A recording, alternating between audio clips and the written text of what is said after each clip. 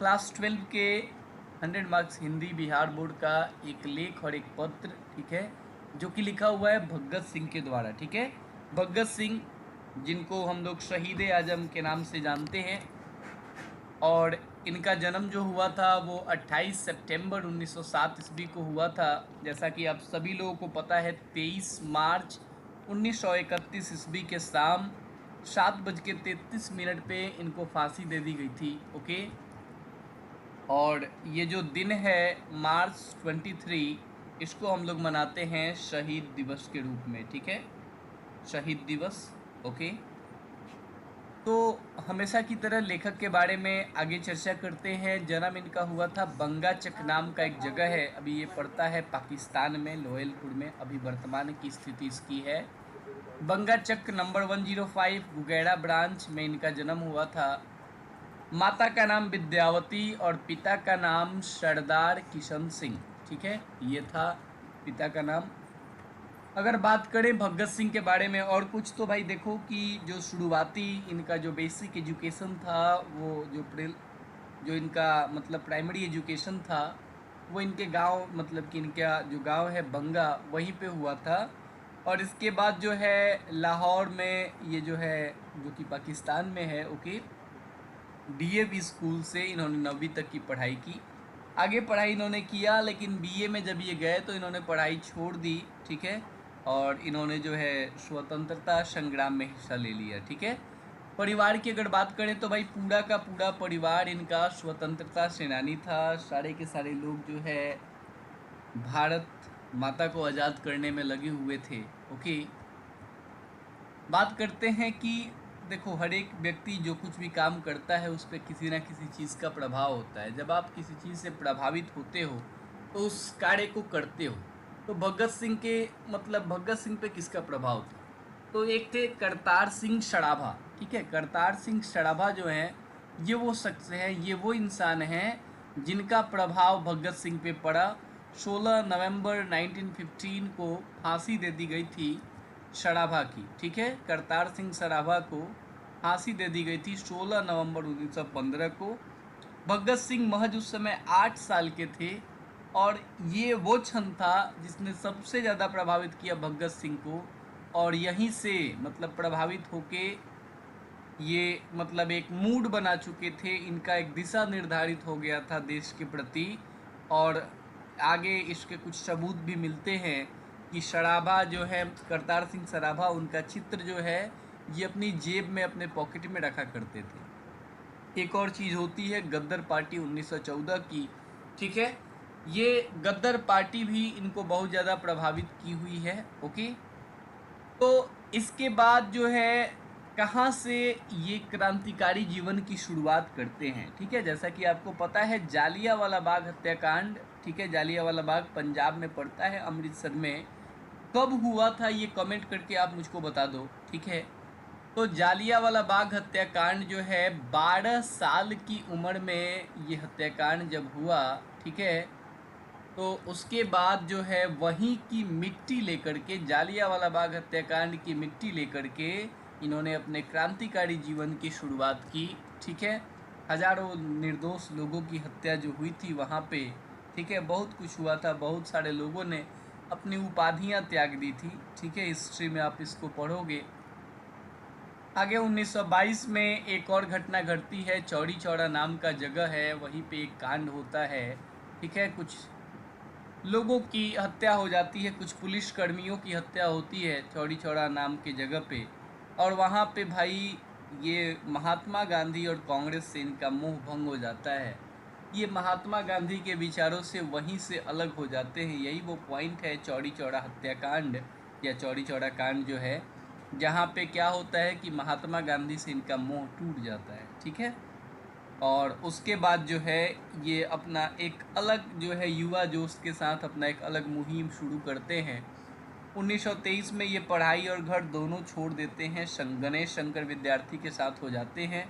उसके बाद 1926 में नौजवान भारत सभा का गठन करते हैं।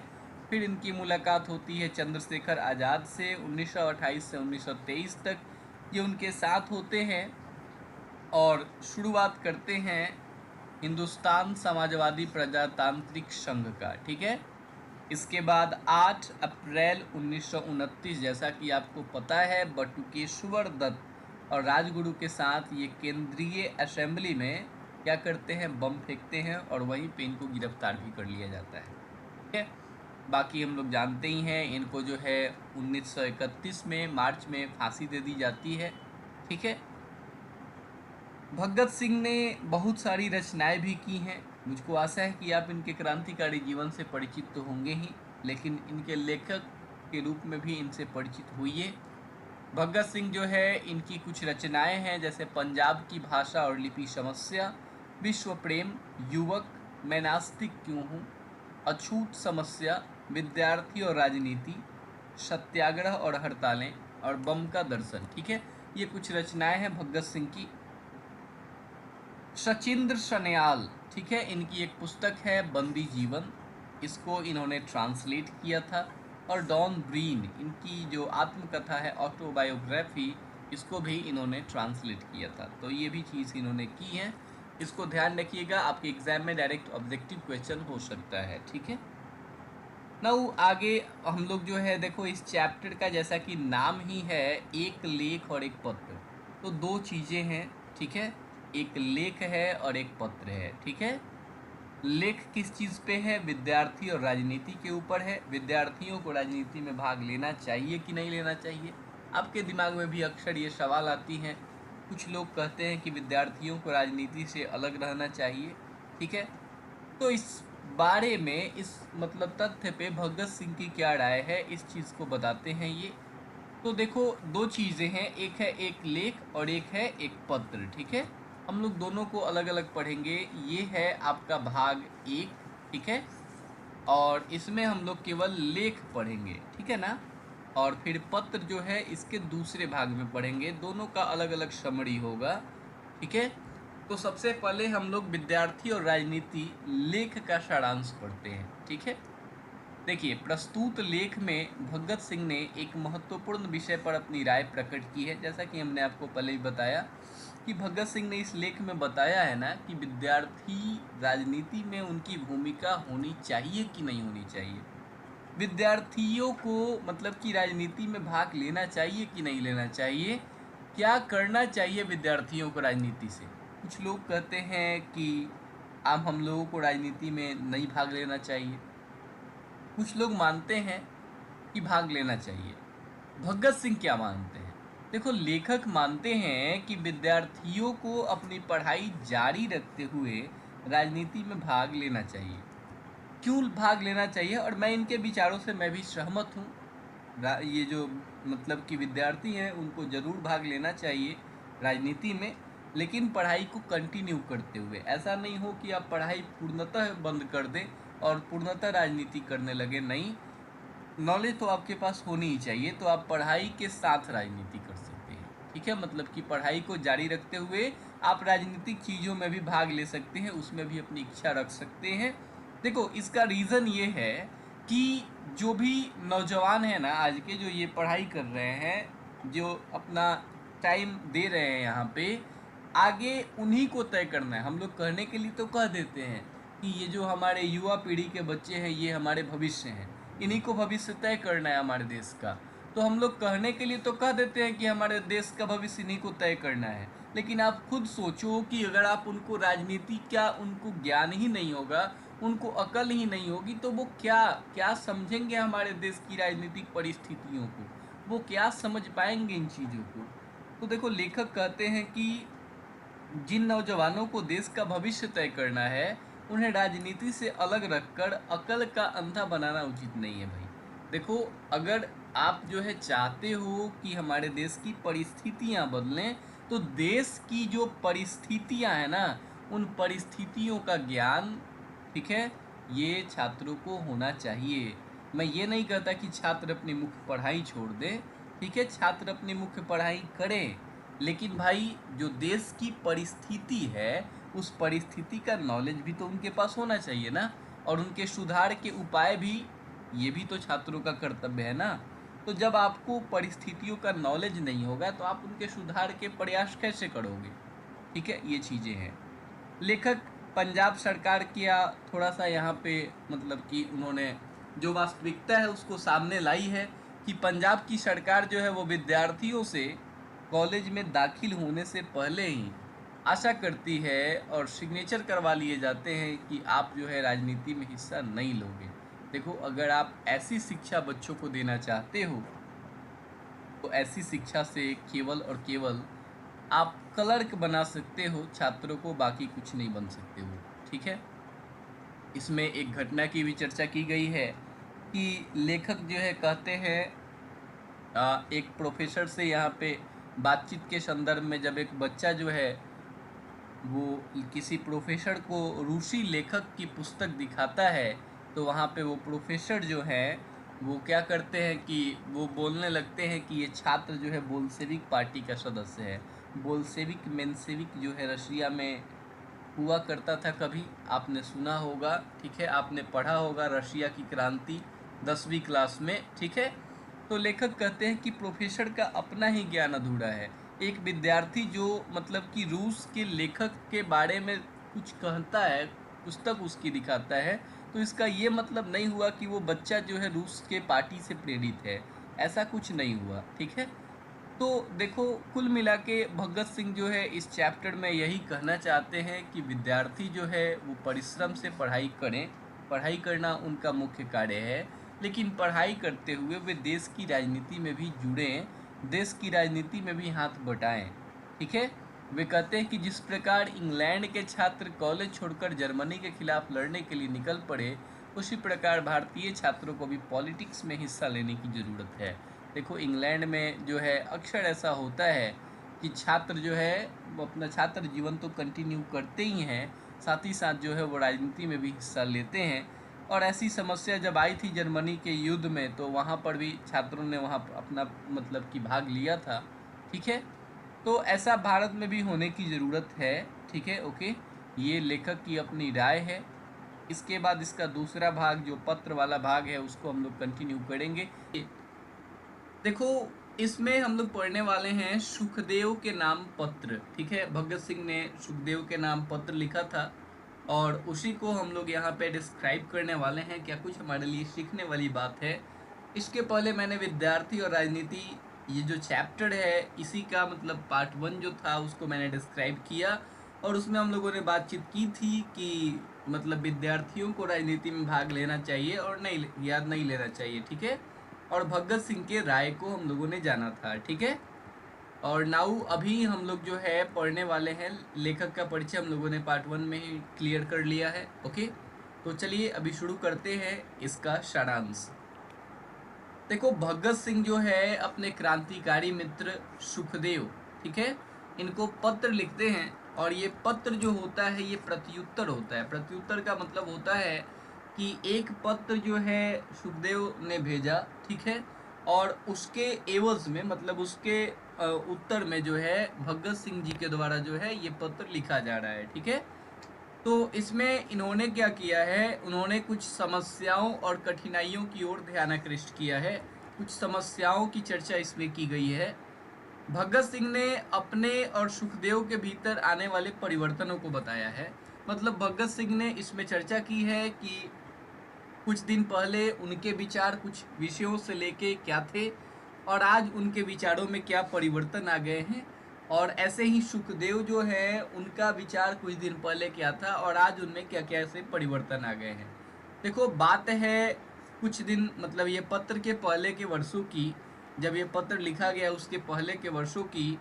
उस समय सुखदेव जो है वो आत्महत्या मतलब कि सुसाइड जो है उसको ये बहुत ही निकृष्ट और अवांछनीय कृत्य मानते थे। ये मानते थे कि ये बड़ा ही घटिया काम है, आत्महत्या बड़ा ही निकृष्ट काम है, इससे नीचा कोई काम नहीं है और ये अवांछनीय है।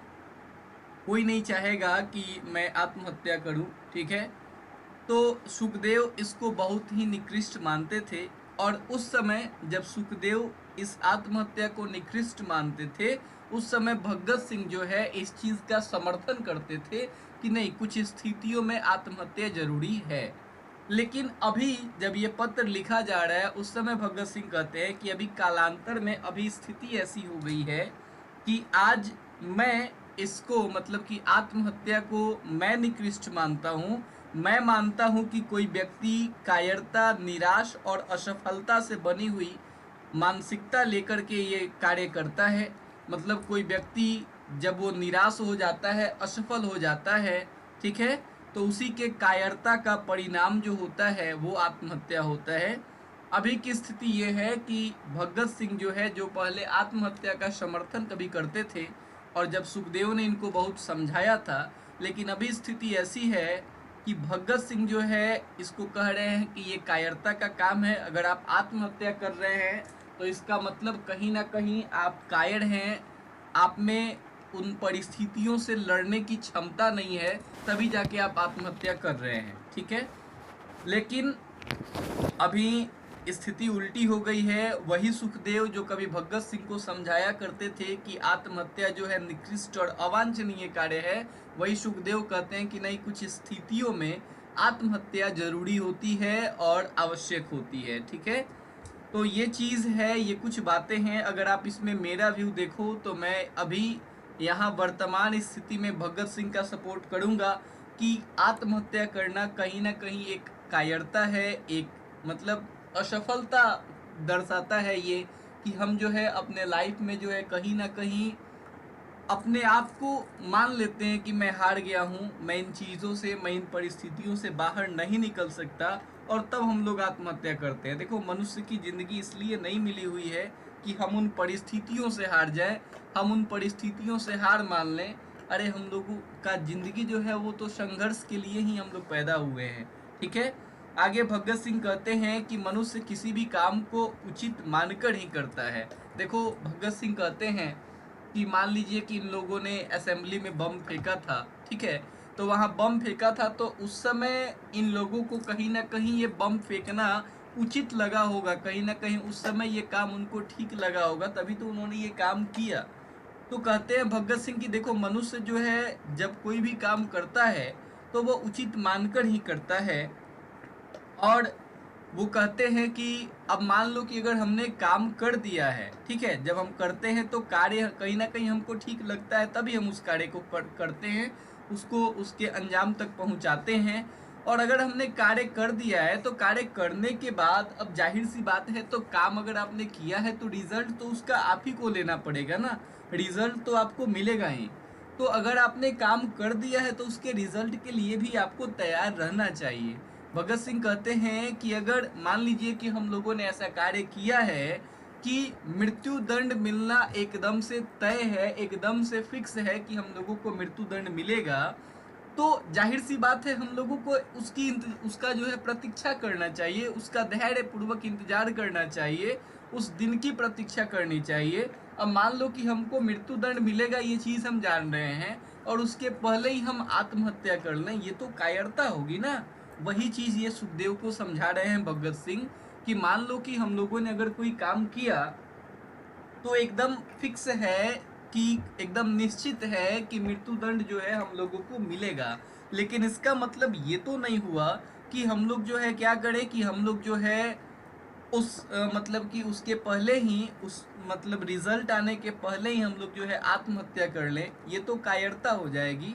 और भगत सिंह कहते हैं कि मैं तो उन लोगों की सराहना करता हूँ, उन लोगों की बड़ाई करता हूँ कि जो लोग ये मतलब हम लोगों को आज़ाद करने के लिए, भारत को आज़ाद करने के लिए जो लोग जेल में गए, जिन लोगों ने सजा भुगती और भुगतने के बाद भी, वो आने के बाद भी, जेल से आने के बाद भी जो अभी संघर्षरत हैं, जो संघर्ष कर रहे हैं, जो प्रयास कर रहे हैं, मैं तो उन लोगों की सराहना करूंगा।